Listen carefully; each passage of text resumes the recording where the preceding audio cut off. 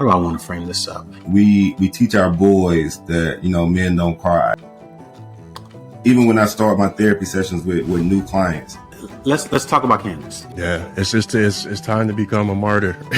I tell them at the gate, like, look, man, I got into mental health because I was diagnosed with bipolar disorder back in 2006. And the industry just hasn't caught up to how we explain how we feel. What really was the turning point for me was when I sat down and I said, damn. I've been in psychiatric wards. I've been in straitjackets. As much as I didn't want to become like him, I'm becoming just like my dad. I dealt with suicidal ideations, attempted suicide 3 times. And overachievers in particular are often the folks who have the most types of traumatic experiences, the most types of insecurities.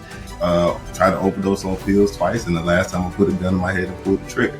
And their means of coping is overachieving as opposed to digging in and doing the tough internal work. But I'm also dealing with my dad. My dad is 64 years old.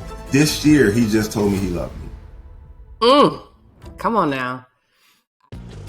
There's so much more to money than saving it, spending it, and making it grow. So we're digging deeper and exploring all the topics we only scratched the surface on in our book to uncover how money really affects our lives. I'm Julien. And I'm Kiersten, but most people know us as Rich and Regular. Maybe you've seen us on social media, read about us, or we popped up on your TV one day. The Saunders are rewriting the rules to achieving financial freedom. We're writers and creative entrepreneurs on a mission to inspire better conversations about money. Welcome to Cashing Out, the podcast. The first place we went after we landed in New Orleans was Drago's for their famous charbroiled oysters. They say they're their single best bite in town, and y'all, they ain't lying. We sat right in front of the grill, and as we watched the chefs cook over this huge flame, we couldn't help but think, aren't they hot? Isn't this a little dangerous? But then we thought about the typical worker and the types of stress they've all learned to cope with in offices and working from home. And we realized, while we're all not working next to open flames, we're all playing with fire. A new report out today from the U.S. Surgeon General is warning that the American workplace needs to change to better support the emotional and physical well-being of employees. So much so, the Surgeon General's Office of the United States released new findings and guidelines on workplace well-being to help address widespread declines in mental health. We have come through so much during this pandemic. We have dealt with so much and sacrificed so much. It's taken a toll on our mental health. And of the many things that we've got to do to address that, one of the avenues of action is in workplaces. We know that people spend, on average, half of their waking hours in work. And that means that the workplace is a key part of their lives. And we also know, Judy, when we have a tough day at work, it impacts how we show up for our family. And that means that enhancing workplace well-being is not just good for the workplace. It helps the community and our families as well. When the government is getting involved, it's serious. Because we can't talk about money without talking about work. And we can't talk about work without talking about how it affects our health. So we decided to talk to 2 experts and practitioners. Rwenshaun Miller is a practicing psychotherapist, author, speaker, and mental health change agent.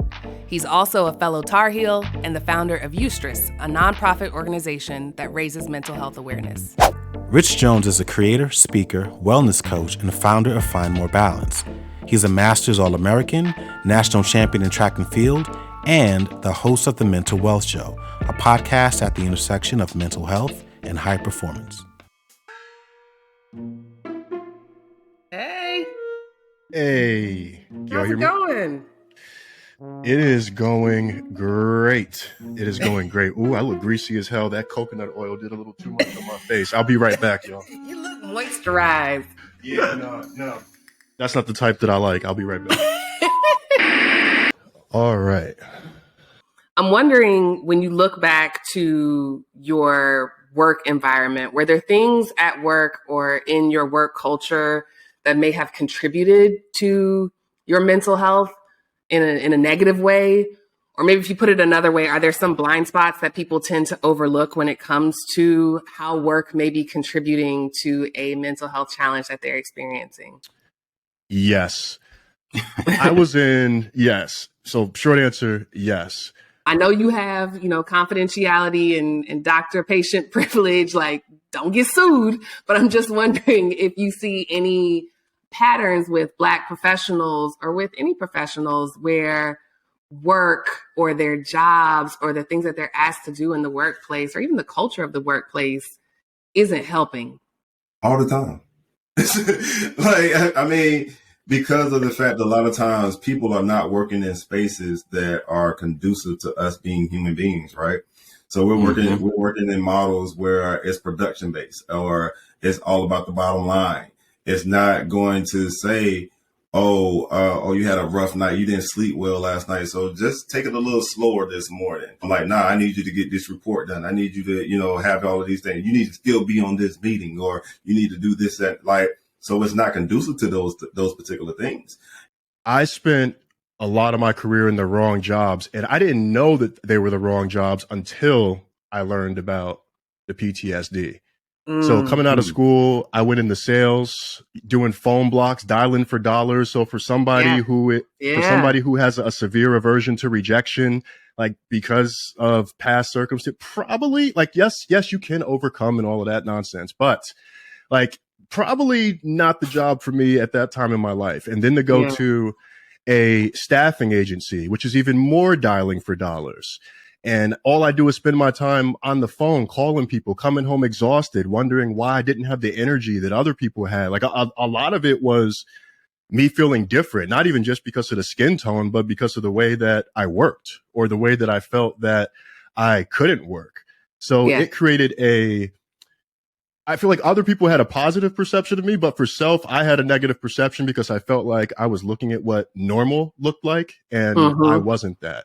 That stresses people out. Then you start to get behind the 8 ball. And then a lot of times you see environments where the CEO and whoever the entry level person is, there's such a gap there that they don't even think about these individuals as humans. Again, they just become workers. And so then even if you got mid-level managers and all that, these people are not trained to be able to understand how to pick up on signs and symptoms with the people that they're working with. Only thing they're doing is understanding the pressure that's coming from them from the top. But then also the pressure that's coming from the bottom, be like, y'all need to improve work conditions. But then it was like, yo, what am I supposed to do? I have no power in certain places. And even specific tasks that have been part of my job. So there's this thing called executive function, which can impact your decision making and your ability to like do things in order. And I realized for years I struggled with things like calendaring. So I was a recruiter and a recruiting coordinator, and I struggled with putting stuff on the calendar. Like it took me hours to do what it felt like it would take someone 20 minutes to do. Like terrible with email. Like there are times where my inbox, it just looks like a big block of text and I'll miss things because everything's all garbled up in there together. And it creates this feeling of like, yo, like what's wrong with me? Like, why can't I get this? What's going on?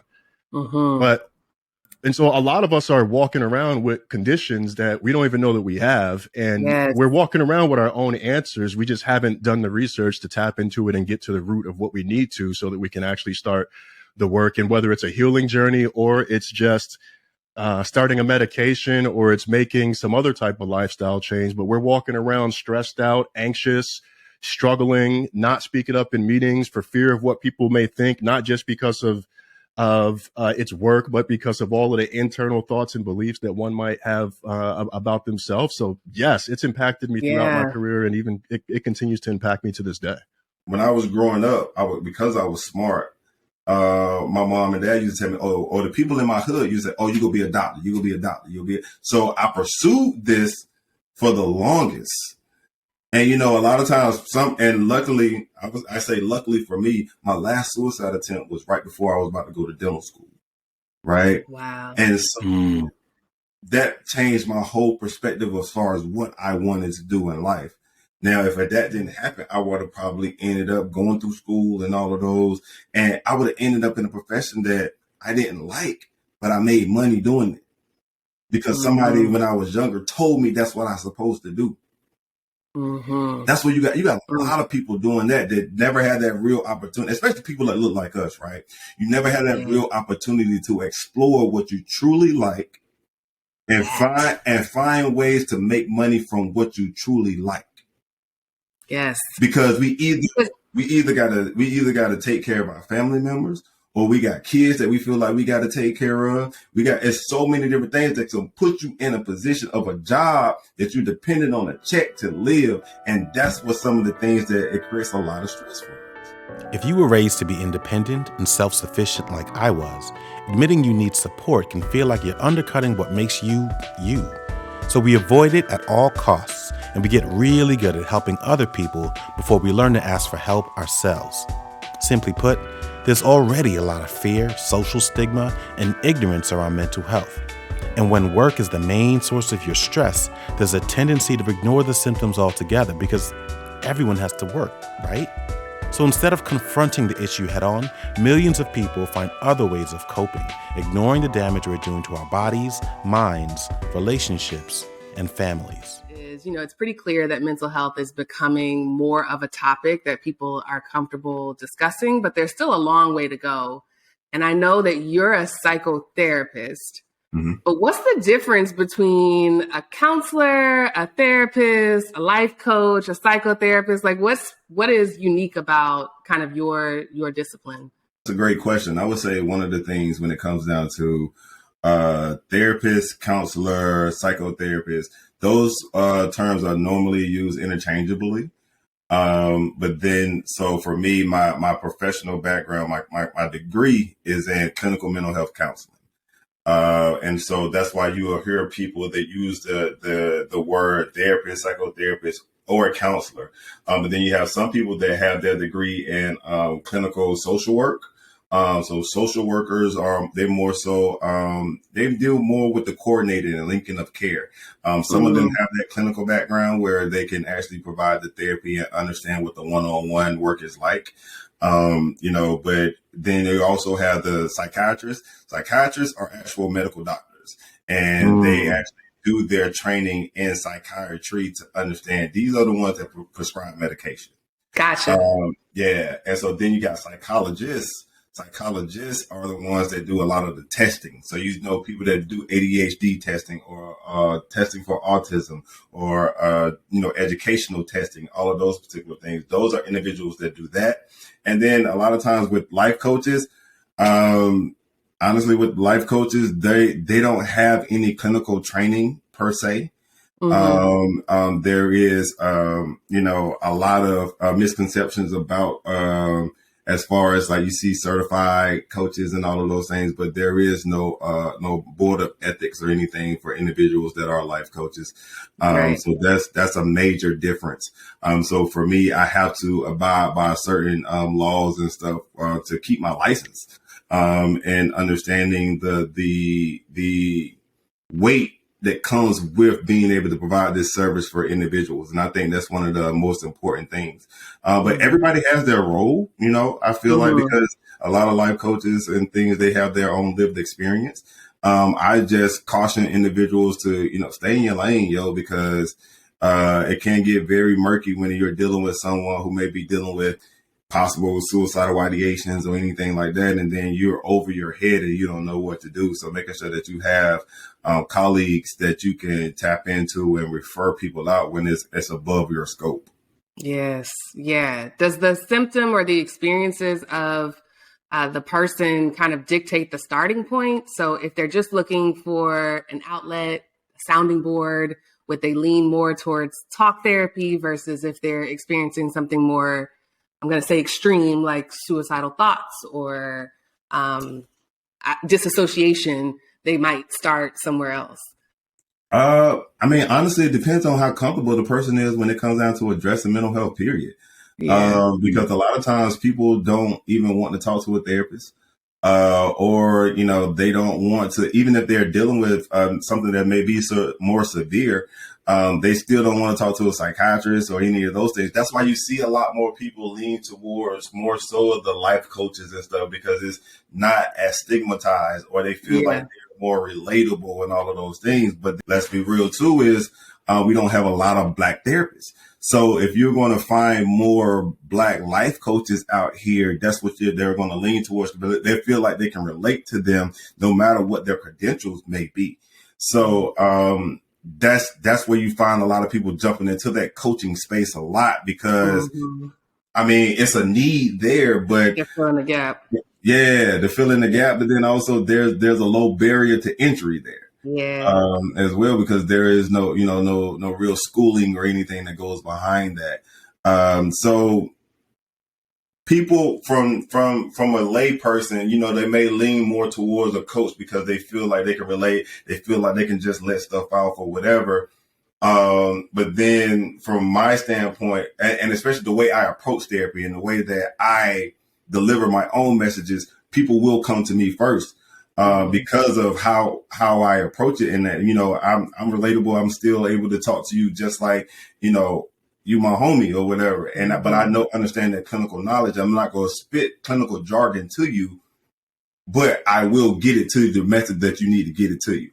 For me, when somebody comes to me, so somebody may come, they've never been to therapy before, and they come to me and they're dealing with psychosis, or they're hearing voices, or having suicidal ideations.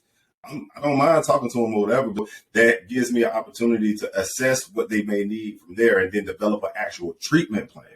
But then also I have people not only just in my practice, but then also in my circle that, okay, I need to get you on medication as well. So I'm gonna need you to refer you to my nurse practitioner, who's gonna also me and her gonna collaborate together, and we're gonna get you on medication, but then also you're doing talk therapy at the same time. So it's no one thing that's gonna quote unquote fix you. So, understanding that lens, and I think that's how care should be actually done. Because also when I'm with my clients, I'm understanding like, yo, what's your diet like? What's your sleeping patterns like? When the last time you been to the doctor, yo? Like, yo, who's your primary care physician? I need, releases to be able to talk to them so I can see what other stuff you may have going on as well. Those particular things. I'm also a big person of when it comes down to holistic type care. So I'm a Reiki master. So understanding, what type of energies and stuff that you may need to be working on. I also have shamans in my circle that maybe sometimes, they may need talk therapy, but they also may need a little bit more spiritual healing on certain things. So combining all of these different methods is the way I look at it. And depending on where people start, it actually depends on where they are in their actual journey, where they feel comfortable with. Yeah. What's a good way to frame this up? I guess let's talk about cannabis. It's like, I don't think you need like a strong... Because I was trying to think about a way to frame it up, and I can't, because you've been pretty vocal recently, right? With respect to the role that it plays in your life, how much you enjoy it. Quite frankly, we enjoy cannabis as well. But like, given your role as several things, right? Like, gosh, you're All-American national champion track and field for your age group. You are a wellness coach. You're someone that has also been pretty vocal about your own challenges with mental health and like trying to help other people as well. So like, what role does cannabis play in all of that? And how did you deal with, or come to the conclusion or comfort level rather, of sharing that despite the stigmas that still exist?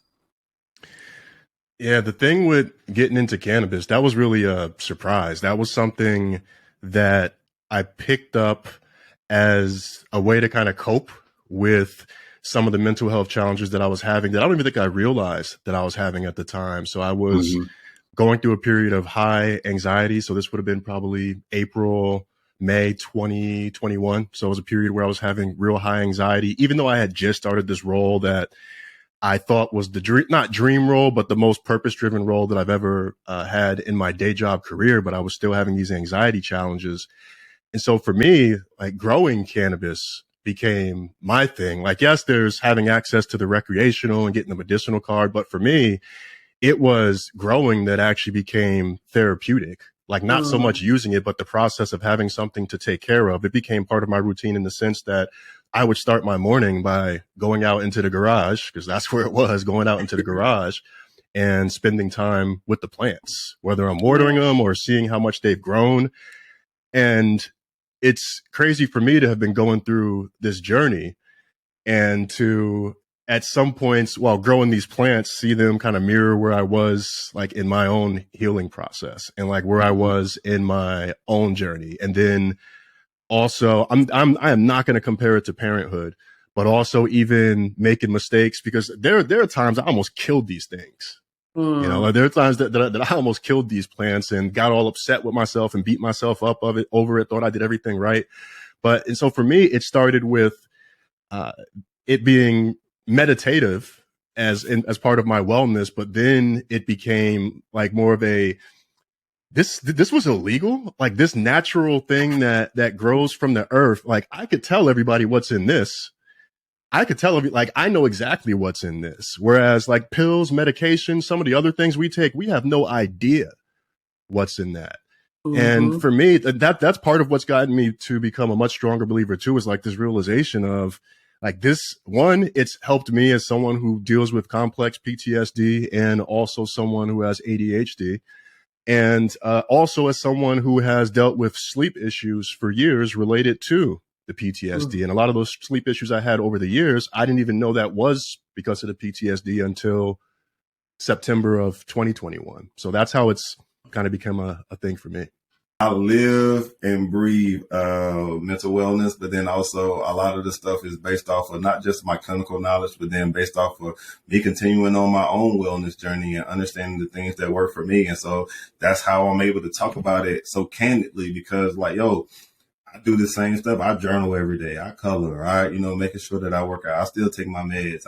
I still go to therapy. So I still go get my own chakra healings and all of those things. So it's a plethora of different things that I use to understand my own wellness. And that's how I, try to picture to everybody else. Did you experience like any backlash in sharing that? Because I know like, you alluded to it, but like, unfortunately, like it is still very much demonized. I won't even say stigmatized, but like demonized, and people are kind of still, I think, reacting to kind of propaganda. This is drugs. This is your brain on drugs. Any questions?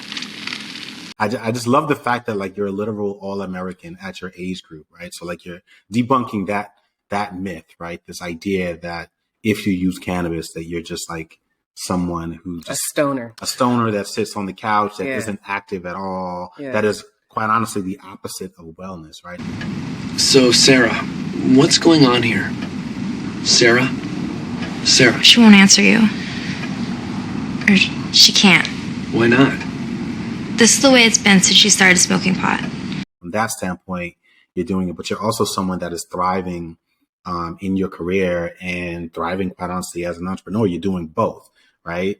But did you experience any backlash, like personally or professionally, once you decided to share that information? Or were people kind of like generally like relieved and felt comfortable saying, oh my gosh, me too? The most interesting backlash for me were the people who said, oh, I thought you quit alcohol. And now you're talking about cannabis. I'm like, yeah, I did quit alcohol. Like I am sober. Well, you're not fully sober. You're like special California sober. And I'm like, what are you talking about? Yeah. I'm like, and that's what I have to say to people. Do you know the difference between being in and outside of your body? Right. And so when I use cannabis, I am in my body, even though there may be a high and you could be going to the moon. Like I'm still in my body. Yeah. And oftentimes like it's helping me accomplish something, whether it's getting started on writing on the weekend, getting tasks done. Like that's the role that it's played in my life. And I've had to explain to people that even for me, like the role that alcohol played, like that, I don't want to be defined by quitting alcohol. Like, oh, he's the guy who quit alcohol and became a national champion. No. He's the guy who broke multiple cycles. He broke a generational cycle. He broke detrimental health cycles. Like that's what I want to be defined by. And so I explained that to people, like you can hold two things at once. Like you can hold two, and it's something that I find people struggle with generally is holding like two ideas and thoughts at once. And it's like, yes, I can see the impact that alcohol had on me, know that that's not for me, and know the role that it's played in my family and me getting to a point where alcohol was even an issue in the first place. I also know that like with cannabis, how responsible I am with it, how much research that I've done on it. And as y'all know, when I get focused on something, like I go all the way in, and that's like maybe part of the ADHD, but like the research, the learning the strains and this and that, the therapeutic benefits, basically being a bud tender without being a bud tender for people. Like I feel like with that, I'm still helping people because there are people who need relief. And I've had people who've said, bro, I'm so glad like you talked me down off the like cannabis roof because like I've actually finally been able to get sleep, or like, yo, my grandmother, like I gave her a gummy and like she was dealing with pain and now she's not feeling that pain anymore. So how can I not tell people about that versus like alcohol? Like that's like that destroyed my life. Maybe it won't destroy yours, but that was the cycle that I needed to break along my journey. You know, so I got that more than whether anything around marijuana being good or bad per se. It's the how can you say that you're sober, but then you're also talking about cannabis? Yeah, that's such an odd thing that humans do, where we pick the purest definition of a word and we're set on that. And it's like, well, if it's not that, then it can't be anything in that family. And just learning how to embrace spectrums and nuance and deciding that one thing may not be for you, but another thing is like, it's a part of developing and becoming a mature critical thinker. So good on you for not listening to them. Choosing to prioritize your mental health isn't just an act of self-care. It's an act of courage. It's not always easy to share your feelings and newly established boundaries with the people around you. Honestly, sometimes the people closest to you won't be the biggest supporters of your wellness journey, and that shit hurts. Without their acceptance or sense of understanding, you can start to second-guess yourself and mute your own intuition. This is where professionals like therapists and coaches can be invaluable. Their job is to help you navigate these feelings, find the language you're looking for, and get on a path to a better version of you.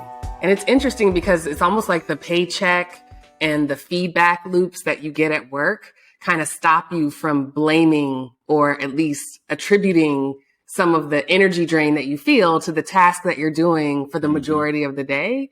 So instead we blame our spouse, we blame our kids, we blame the government, celebrities, whoever, the things that we interact with, 5 or 6 hours a day versus like 10 hours of your day are dedicated to these tasks that may, according to all the feedback you get at work, seem okay, but internally drive you crazy. But we never say like, that's the thing that is stressing me out, that is exacerbating this issue that I have. Yeah, there was a moment where we were in DC on our book tour, and I mean, the room was just filled with, gosh, man, like literally, it was like the alphabet soup of folks. It was like, I work for the FBI, I work for the IRS, like there was scientists, all kinds of stuff.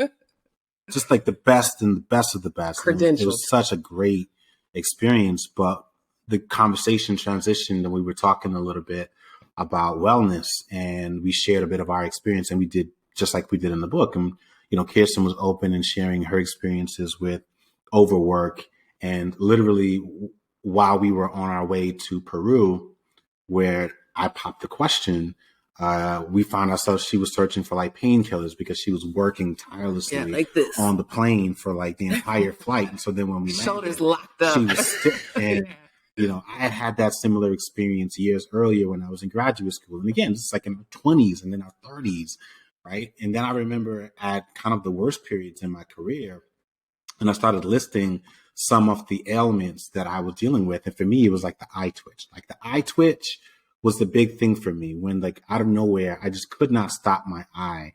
And it literally just felt like a short circuit, like I was short circuiting.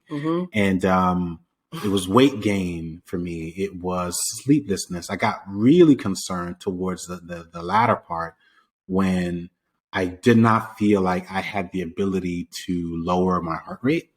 And it just like, it was so much higher than what my normal resting heart rate was. But I'm curious, like, what were your issues? What did you see? How did the stress kind of manifest itself physically in you? Because I think a lot of people are ignoring the symptoms and certainly not attributing those issues to work. Yeah. Does alcohol abuse count? Yeah, alcohol is what got vicious. And so everything that comes with alcohol, weight gain, skin issues, sleep issues, even worse. Not only sleep apnea, but I was having sleep paralysis, like the thing where you're like caught between being asleep and being awake and you can't move. Absolutely like terrifying. Yeah. All sorts of things happening like that. Even when I start my therapy sessions with new clients, I mean, at school, they taught you, oh, you shouldn't disclose and this, that, and the third. That ain't gonna work for my folk. You know what I'm saying? So like, I tell them at the gate, like, look, man, I got into mental health because I was diagnosed with bipolar disorder back in 2006. I've been in psychiatric wards. I've been in straitjackets. I dealt with suicidal ideations. Attempted suicide 3 times. Tried to overdose on pills twice. And the last time I put a gun in my head and pulled the trigger. I let them know that off gate, the very first session. Do you find that the reactions are mixed? Or do most people feel like a sense of relief where it's like, all right, well, you legit. Shit. You don't understand. That's what it is. There's a sense of relief. Like, first of all, you ain't had to share that with me. So I appreciate you being with me. So it's not even a point about, so to your point, it's a point of the relatability led to the credibility, but it also made the aspect of like, yo, you open up to me. So why shouldn't I open to you? Exactly. In your opinion, knowing what you know about the money space, what do you think the financial implications of a workplace where 84% of people are saying that the workplace contributes to things like burnout, depression, and anxiety? Like, what are the financial implications of that? I'm going to give you a personal example, and it's related to alcohol, which was tied to the stress, which was tied to everything else. If I can get this app open. But so I quit alcohol on July 1st, 2020, and I used this app called I Am Sober. And I started tracking. I realized how much money I was spending per month on alcohol, and it was a very high number, and per day, just like the multiple trips and just the going to the store, the time cost. And so we talk about the cost. Since I quit alcohol, I've saved $16,000. Jesus. Wow. And so you think about it, like with alcohol, it's not just the alcohol, it's the food that you buy, it's the things that you shop for, it's everything else that comes along with it. And then I even kept track of the amount of time that I've saved too. And I saved something crazy like I've saved over 3,500 hours since I've quit. And I factored that because of the time going to get alcohol, the falling asleep on the couch, the waking up in disarray. And so that a lot of that was just because of the underlying trauma, but it was also to numb and suppress the stress that I was feeling on a day-to-day basis. And so again, for me, it was alcohol, but for other people, maybe it's food. Again, they start eating more. Maybe they start going to bed later. Maybe they start withdrawing more. I know for me, like when I get really stressed, like I completely withdraw. And when you're in it, you don't know it, but I can look back and be like, yo, like, wow, like I really do like withdraw from people. And it's not a miserable, like doping around withdrawal. It's just like I'm just alone, or like I haven't talked to, like there was a point before me and my partner lived together where I'd have days where if I didn't work, I'd have days where I didn't talk to like another human being because of that stress. And then another sign is that fear, that angst, that spike in anxiety, like you get on a Sunday night, or when you start feeling that every single morning, at that point, it's probably too late. And where people probably need to start like way before that, like at the first feeling, but also even beyond that, people often don't help their situations because they let their careers happen to them, and they don't feel that they're in control, and they don't feel comfortable putting boundaries in place, which is something that I was very clear about when I came back from leave. They don't put boundaries in place because they fear how that's going to make them look. So a lot of times, like we feel something, we know that something is off, but we power through it, not because of an internal reason, but because of external reasons. Yes. And the marketing that surrounds so many things kind of positions whatever the thing is, whether it's alcohol, clothes, shoes, self-care, whatever it is, it positions it as the solution. And so to your point, people don't think that this is a side effect. They actually think they're trying to help overcome the stress that they experience during the day. They think that drinking and numbing it off actually helps them be a better partner, or spending an enormous amount on home goods and self-care helps them feel better, when really it's just kind of applying a Band-Aid over the issue and not really addressing the cause of it. Yes. Yeah. And there's even an impact. It can even impact your relationship, where if, let's say, your work experience, you're feeling so invalidated, and you've got to search for that somewhere, right? Exactly. And you've got to, and now you're looking to a partner to do something that I'm not saying that they shouldn't, because should is a dangerous word, but now you're looking to a partner for something that you should be addressing yourself. Correct. And Go ahead. Sorry, I didn't mean to cut you off. But it goes the other way too. If you're pretending to be someone else at work, you start to normalize pretending to be someone else. And that can lead to, spill into your relationship as well, where it's just like, man, when people separate and they're like, I don't even know who you are anymore. It's like, well, nobody really does, because they've been pretending the whole time. One of the major things that I realized, especially so even for myself as a man and men that I work with, is a lot of our identities is based off of what we can produce. Yep. If we can produce money to buy cars, we can produce money to buy a house, we can produce money to buy clothes and all of that stuff to look the part. Or be the part of this capitalistic society. Yeah. We are sad. If we're not able to do that, you're lost. I like to translate it. So for me, my first psychotic break was when I caught a knee injury in my sophomore year in college. My identity was wrapped into what I could produce on the field or on the track. Yeah. I was no longer being able to do that. So I lost my sense of self. That's what happens to a lot of people when you lose that sense of being able to provide money-wise, monetary-wise, or, kids want stuff, your wife wants stuff, or, your partner wants stuff. Like, I ain't got it. Admitting you need help can be scary. Seeking help can be confusing. If we're being honest, even the process of receiving the help you've already found can be difficult. You may have preconceived notions of what it may look like. You may not know exactly how to describe what you're feeling, or you'll have struggles enforcing newly forged boundaries designed to protect you. But it's important to realize your path to mental wellness is a journey, not a destination. And along the way, not only will the scenery change, so will the people around you. We teach our boys that, men don't cry, or we tell them to suck it up. And not only do we tell them to suck it up when it comes down to them feeling sad or anything like that, we tell them to suck it up for a lot of different things. The only emotion that they're really able to express is happiness or anger. We don't want to see them sad. We don't want to see any other. We don't teach them what frustration looks like. We don't teach them what, feeling lonely is like, or what fear is like. You suck all of that up. Yeah. So if you suck all of that up early on in life, no, when you become 21, 31, 41, 51, like, no, you don't have the words for that stuff because you never were taught it. And I mean, even for my son is 4 years old. Me and his mom, we started something actually this week. He has a feelings book, and it teaches kids about feelings. So we read a page a night.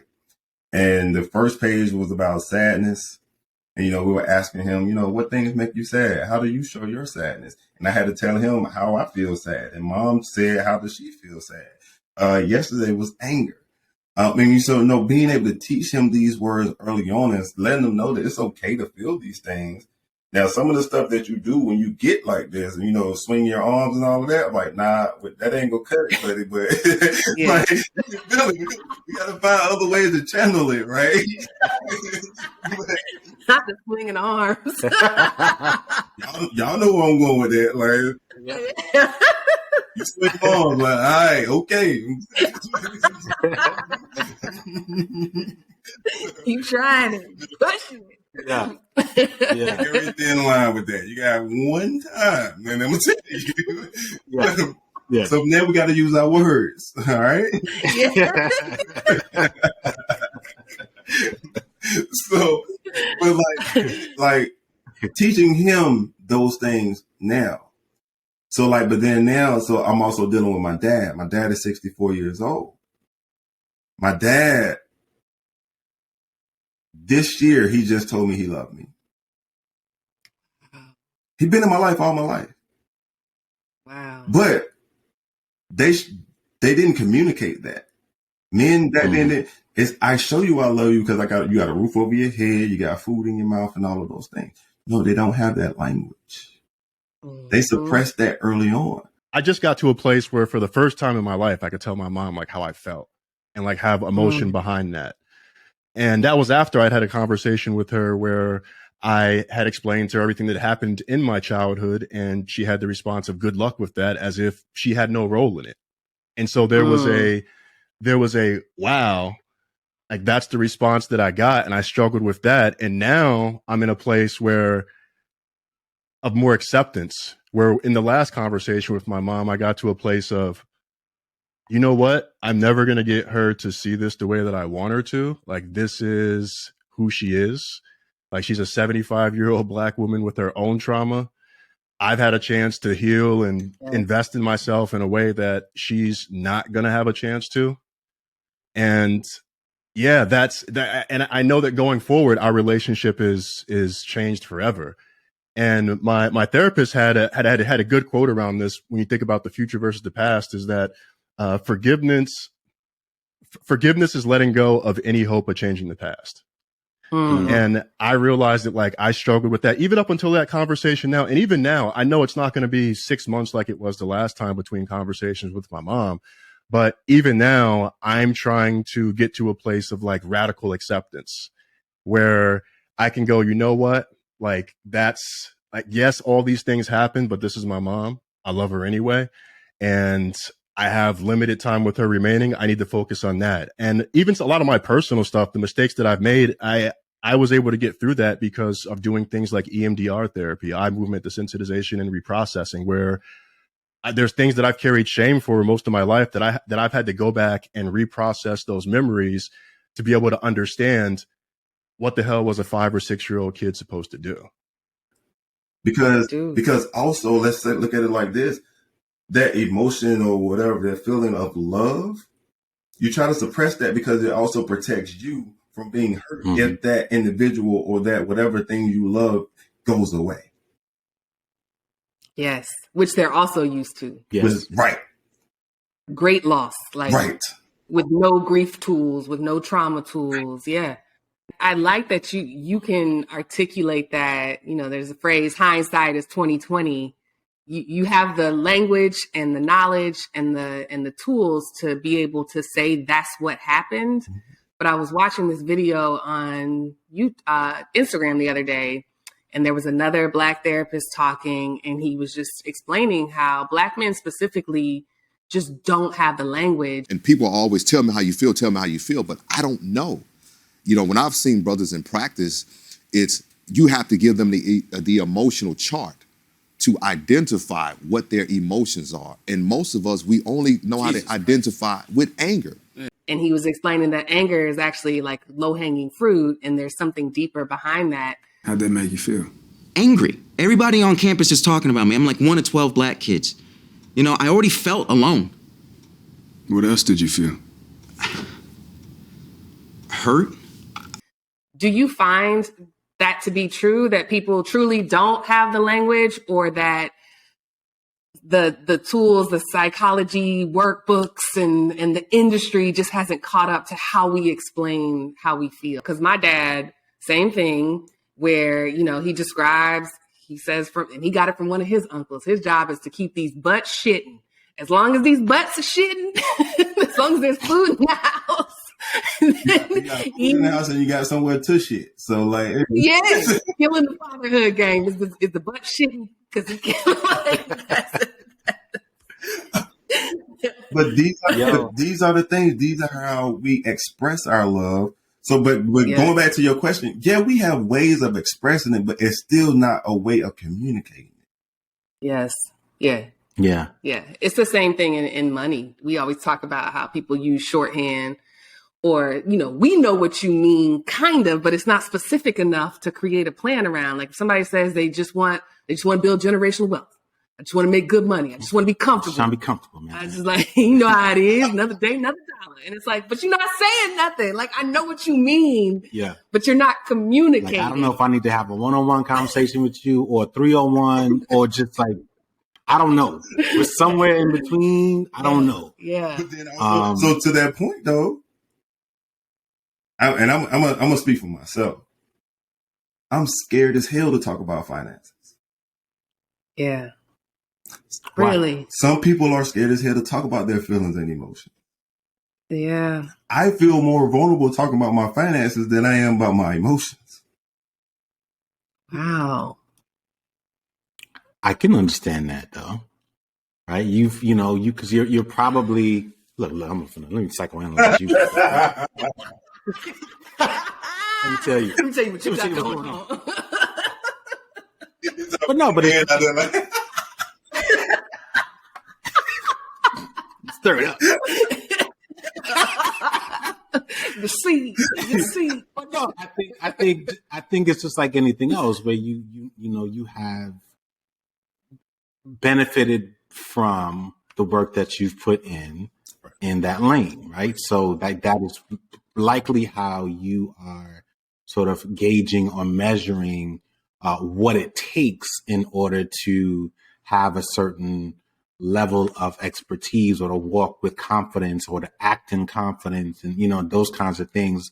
And so I can understand why you might feel like, I'm not ready for that because I haven't gotten there yet. Like I'm up here when it comes to mental health, wellness, my field, my level of expertise. And so when I see them people talking like that, I'll watch their content or I'll read, I'll go to their seminar, whatever it is. But like, I don't even want to buy the ticket because I'm not even sure that I'm going to understand what they say in order for me to get my money's worth, So I can understand that. But I'll go back though, because I was sitting there and I was listening to you. And again, even as I was like watching my own body language, I'm like covering my mouth because I can think of so many people in my life. Like she talked about her father. I thought about her father for a second. I thought about my father for a second when you said, your father didn't tell you that he loved you until fairly recently. I mean, made me think about the handful of times I've heard those words come from my own father's mouth. Now I also understand that they don't know how. I'm using the words that I understand, and then I'll figure out how to feel about it later. I just wanted to, thank you for being an inspiration to me, but also I just wanted to ask you just what has your journey been like? Because, it feels like it's been like a multi-year journey. It's been a wild journey. And I remembered my senior year that we took this picture, and I don't know if there's going to have to be some faces blurred out or whatever, but we took this picture. And I don't know if you can see it, but there's a group picture in the back and you see me with my hoodie on. You see that, right? Yeah. Mm-hmm. And you see everyone else smiling and everyone else is happy, but look at me. Mm-hmm. And that was in 2005. So it's crazy to look back and it's almost like it's stuff you see on TV where like you see someone who's sad and there's like a picture and it's like, oh, how do we not know? Like I look at myself in that picture and I'm like, wow. Like, just look at how like hidden I was, just like in the dark, unhappy. And so since then, and I did have a stretch where I competed a little bit afterwards, but then my dad got even sicker, passed away, and then the track and field went away too. And over the years, like I could not stop thinking about it. I want to say I had thought about track every single day in some capacity, whether it was in a password or just like, man, one day I'll finally be able to get back into it. And I tried in 2015 and it's crazy because it mirrored the journey that I was going through in life too. And I tried to get back in shape in 2015 to train and then I got injured. And that was I didn't realize it, but it was mentally and emotionally devastating to get injured, because it wasn't just about like not being able to train, but it just like it took me back to college. Like I basically got stuck in a flashback around that, spiraled drinking, and then it wasn't until 2021, so a year after I quit alcohol. So at my 1 year anniversary free from alcohol, I said to myself, yo, I finally have the space to do this. Like I finally have the space to get back into competing. Like I'm a year sober. I still got these old spikes that I ended up blowing through because they're like 15 years old. But I said, you know what? I may not be as fast as I am or as fast as I was back then, but I'm a lot wiser than I was back then. I'm not even close to the same person that I was back then. And I started working with people came into my life, a leadership coach that I started working with. Shout out to Kayvon, Andrew, who's been like my trainer / physical therapist, who was actually a podcast listener who heard me mention back pain and reached out and said, hey, here's some things that you can do. And he's ended up becoming a friend as a result of that. So he's been along for the journey as well. And the power of like learning the power of strengthening my core, and that the injuries that I had in college and a lot of the issues that I've had throughout my adult life with back pain were all because of like core strength issues, which also mirrored the journey that I was on, because I thought it was about my back, but it was really about like my hip flexors and all of these other surrounding muscle groups.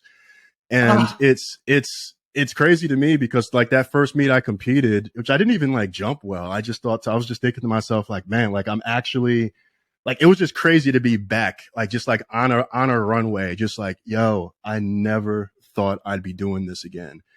And then to have the experience of the indoor nationals where I came in last place in my main event and just didn't go well, to going to outdoor nationals, coming in last place in one event and then winning a national championship on my last jump the next day, like in the rain.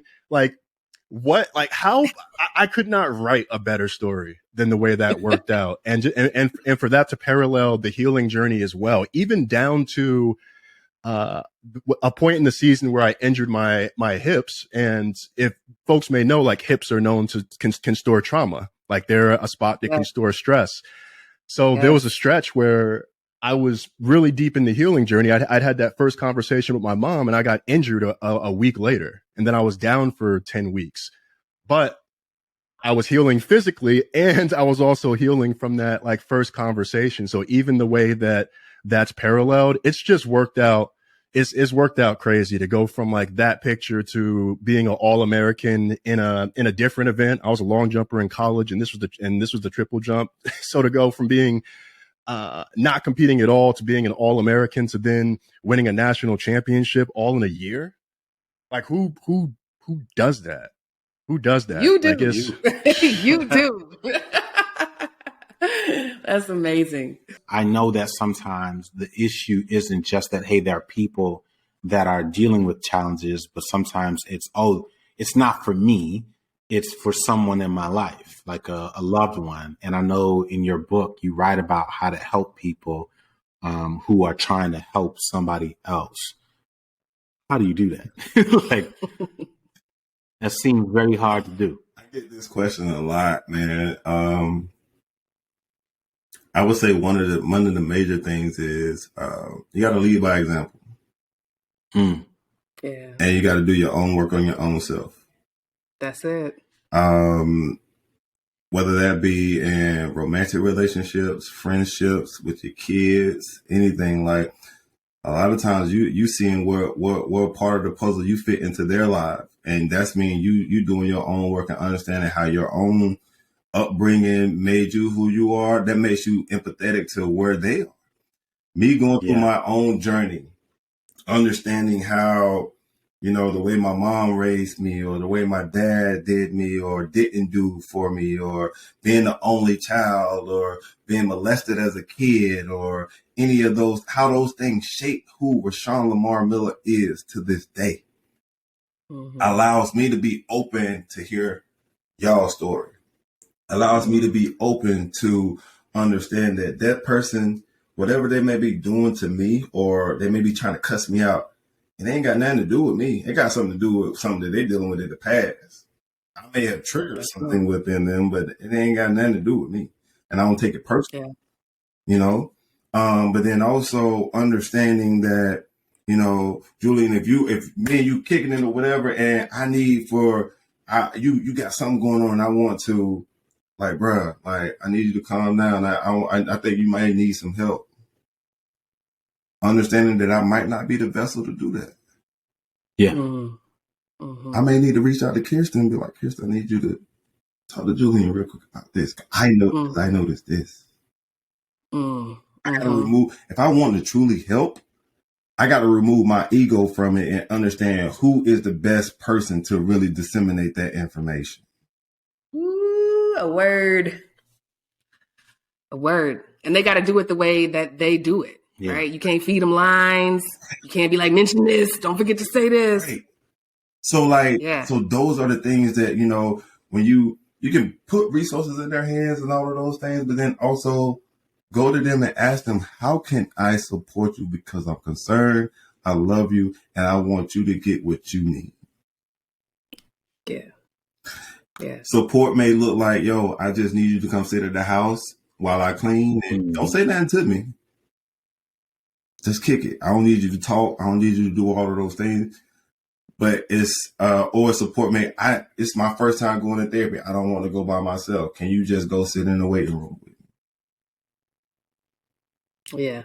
It could be those things, but then again, that still goes back to you understanding who you are and you doing your own work on yourself first. Because y'all already know, like, we'll throw that out there as an insult. You need to go talk to somebody. A lot of times we throw that out there when we're angry and emotions and stuff are high. We don't do it when we're having a regular conversation with people. So how the hell you think somebody gonna receive what you're saying when emotions and stuff are high? Yeah. It sounds like, you know, you need to go sit in the corner. Right. You know, saying like a punishment. It does sound like a punishment. Right. Yeah. I learned over my years, you can say any and everything that you want, but it's how you say it and when you say it. Timing matters, for sure. Some people ain't got no tact. This is what it is. They don't. You ain't got no proof. None. Who raised you? As we wrapped up our time with Rich and Rwenshaun, we thought about the chef in New Orleans and all the other hardworking people out there who are prone to ignoring the pain and discomfort they may feel while at work. According to the U.S. Surgeon General's office, 76% of U.S. workers report experiencing at least one symptom of a mental health condition. The top 3 conditions were burnout, depression, and anxiety. So if 3 out of 4 of us aren't well, what does this mean for the future of work? What does this mean for the future of our country? And how should we restructure our financial lives to accommodate these realizations? If there's one thing we know for sure, it's that it's on us as individuals to take the lead in our lives. Because like I said to Rwenshaun, and like I wrote in our book, nobody, and I mean nobody, is coming to save you. I find that high achievers, I'm a high achiever, y'all are high achievers, we're all high achievers. You probably listen to this, you're probably a high achiever, but high achievers often have the deepest stuff going on that's unaddressed, and achievement is a means of coping and dealing. So they're using achievement and climbing the ladder as a means to fill a hole from some time earlier in their life. I realized that was a big thing that was happening for me. And that's the thing. And I couldn't appreciate that until I took space for a leave, and then I had to basically force myself to not do anything else. I had to completely step away from work to get to a place where I go, these thoughts, no one told me how uncomfortable it is to just sit with your thoughts. This is why I've been, where's work? Maybe I need to record an episode. And it's like, no. I need to sit and feel this and go through this. And then you start putting the pieces together, and it's like, wow, it becomes like really obvious when certain things happened, why things were triggers, why even at different points in my career, I struggled with certain types of people. There were like certain personality types that would create such a fight or flight response in certain situations that I wouldn't realize until after I took that leave and understood like everything that led up to that. They're like, wow, there are a lot of factors that through these 39 years, I'm still impacted by things that happened 34 years ago, 33 years ago, 35 years ago. And I tweeted one time, I said, and this was relationship purposes, but it could be used for anything else. And I was like, I don't need you to be my peace. I need you to complement my peace. Yes. Because I'm going to make my own peace within. If I got peace in here, all of this. Yeah. Y'all seen that little meme with the dog? He was sitting there sipping coffee and the fire all around and stuff. Yeah, this is okay. It's a little warm, but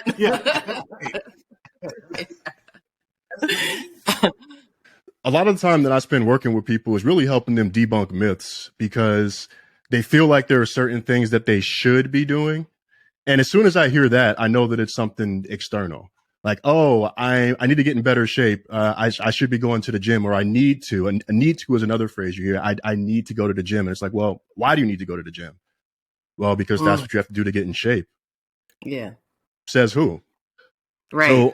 So my thing is helping people see that they have a lot more choice over how they choose to live their life and how they choose to be healthy, because even the way wellness looks different to everyone, you know, and there are going to be some common elements like things like nutrition and movement / exercise and sleep and mental and emotional well-being. And there's a lot of things that people say like you should be doing, but if you don't genuinely want to do it, you're not going to stick with it. I mean, you can force yourself into a habit and it'll stick for some time. But if it's not something that you truly want to do, it's going to be that much more difficult. And then when you combine that with everything else that's going on in your life, that makes it easy for everything to fall apart. And I find that there's a downward spiral effect that I see with folks, and then also an upward spiral. And I think a lot of us experience a downward spiral where one thing goes poorly and then it's, well, might as well, you know, like my diet fell off, or I had this one meal, or it's like, might as well just have everything and throw it out the window. And it's like, no, it's about dietary patterns. It's about how you eat over time, not about like how you ate on one particular weekend or one meal because of some crash diet. So I spend a lot of time with people on that. And I also spend a lot of time just getting people to prioritize themselves. That's a big reason that I like to meet with people on the weekends, because I know what it's like during the week when you have a meeting and then you got meetings on each side of it. And it is a crappy experience to go from like therapy or to go from a coaching call right into having to give a presentation, or because you can't be fully present in the meeting because you're already thinking about what's happening in the next meeting, or you're thinking about the meeting that you just came out of. So it's also like just getting people to prioritize themselves and to have a vision that they get excited about. A lot of folks, when it comes to wellness, like they know they don't want to be sick, but they don't know. I find a lot of people don't know how they want to feel. And so a big part of it for me is also helping people understand and realize how they want to feel, because that's part of something that they will move to. And usually how they want to feel is also going to say something about their values as well, in terms of what particular things are helping them feel that way. So it's everything from helping people get into the habit, create healthier habits, to run a marathon, to I'm an executive and I'm just running meeting to meeting and running myself ragged, and it's time that I finally prioritize me. When my clients come to me, man, I got one client, he hit me with a pillow the other day because I asked him a question. And he was like, man, fuck you. but then we just started laughing though. But he was like, yo, you do this shit to me every time. I was like, hey, look, and you keep coming back. So I didn't know you could cuss out your therapist. Hey, we talking bigger than this, but you know what I'm saying? But that's what you need sometimes. Yeah, it is. It is. It is. That's what you need. Because sometimes my clients come in and they be telling me some stuff. I'm like, you know you full of shit, right? I was like, that whole story that you told me, you know you were lying to me. I know you were lying to me. And you're like, you tried it, but. Yeah, there's a lot of dip on that shit. Right. Let's bring that back. Right. Yeah. Yeah. And we ain't going nowhere with you until you be real. Yes. Yeah. Like the healing journey can be a very lonely experience because once you start to see everybody for who they really are, like sometimes you realize people who you thought were great weren't so great. Yes. You know, and that's something that I'm experiencing right now where I'm like, oh man, you too. It's like we've been great, we've been cool all these years, but now that I see you through this new lens after all of this introspection and reflection, and I see like who you are as a person, I realized that like what you did actually wasn't normal and wasn't okay, and that actually had a dramatic imprint on my life. But you don't get to that without stopping to do that work. And overachievers in particular, tying it back to that earlier thread, overachievers in particular are often the folks who have the most types of traumatic experiences, the most types of insecurities, and their means of coping is overachieving as opposed to digging in and doing the tough internal work. Come on now. Are you optimistic about the acceptance of mental health? Like, you know, obviously, like over the last couple of years, I think that there's been so much more emphasis on it, almost to the point where it's reached buzzworthy status, right? Like it's everywhere, and with that comes oftentimes a lot of misinterpretation, which kind of worsens the situation. But as someone who's in it and at the forefront, certainly with regard to our community, are you optimistic with where we are, just in terms of, you know, if you're thinking 10 years from now, do you think more people that need resources will be able to get it, and, you know, there'll be less confusion or less of a stigma? Definitely. I think I am optimistic about it. I know there will be people that try to get into the game to capitalize on it just for their own benefit at the moment. But I mean, you're going to have that with anything. But then you're going to still have people like me that are still looking to do the actual work and find other individuals that are doing the work, and we're collaborating. And then we're also inspiring the next generation to be able to do these things as well. And, you know, just, you know, being mentors to them and allowing them to be themselves. Because this next generation of children, man, they're very intelligent when it comes down to their emotions and stuff. But then also, I think it comes a fine line between allowing them to be in tune with their emotions, but also teaching them some of resilience as well. So being able to do those particular things, I think that's going to be something that's important for us, because as we see, man, people are dying every day, you know, via suicide or whatever. And actually got a call today. My niece, one of her friends died by suicide today. And so like, you know, just being able to, you know, 9th grader in high school, man. And so the more and more these things happen, the more we pay more attention to it. Now, understanding that I think it's going to be a lot of grassroots stuff, because I feel like when it comes down to political stuff, you know, they could be very murky as far as where they put funds and stuff too. So like, that's why, you know, I do what I can, however I can do it. And then also understanding that some of our healing methods may not be accepted by the masses, I will say. Completely agree. Yeah. And so, you know, being able to understand that, that's what's going to transform some of the way we heal. But as you have more people getting into, you know, different spaces and being able to advocate for certain things, we could definitely move the needle. I definitely see that. Yeah.